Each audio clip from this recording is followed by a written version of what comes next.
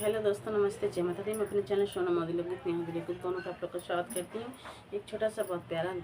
देवी पचरा गीत लेके आई हूँ। आप लोग सुनिएगा, वॉच करिएगा, कमेंट बॉक्स में ज़रूर बताइएगा कि हमारा पचरा गीत कैसा लगा। बहुत प्यारा पचरा गीत है, आप लोग सुनिएगा।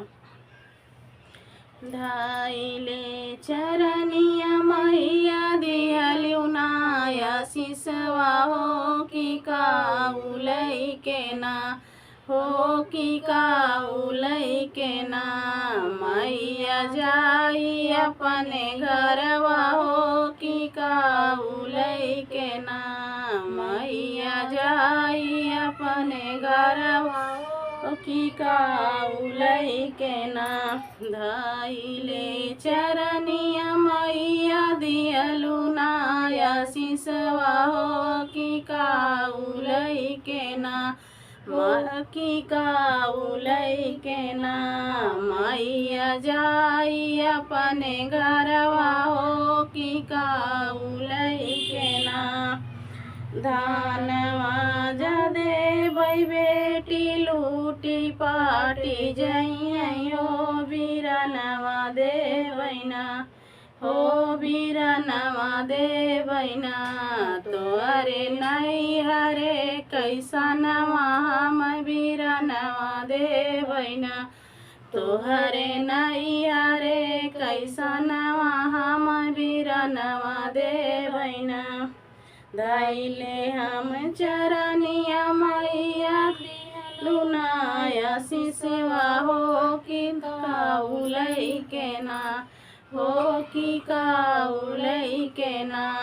मैया जाई अपने घरवा हो कि काउलै के ना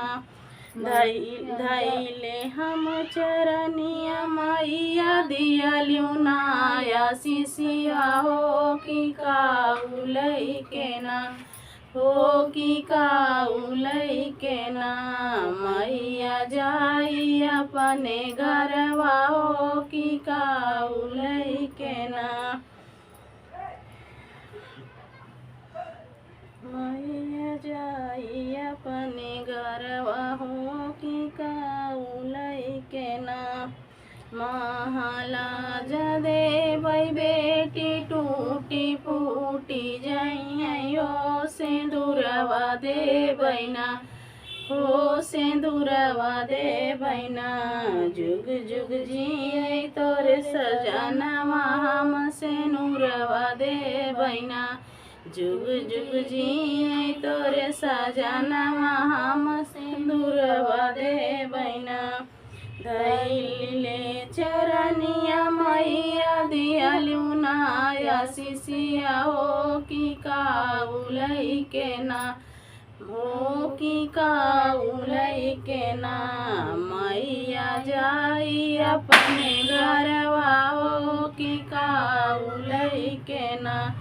मैया जाई अपने घरवा हो कि काउलै के ना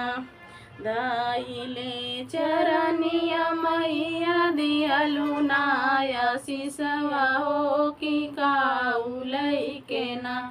कि काउलै के ना मैया जाई अपने घरवा हो कि काउलै के ना सोनवा जदेबै बेटी लूटी पाटी जइयो ललनवा देवैना हो ललनवा देवैना तोहरे गोदिया के सनवा हम ललनवा देवैना तोहरे गोदिया के सनवा हम ललनवा देवैना धाइले चरनिया मैया दिहलिउ नाया सिसिया हो कि काउलै के ना हो कि काउलै के ना मैया जाई अपने घरवा हो कि काउलै के ना मैया जाई अपने घरवा हो कि काउलै के ना।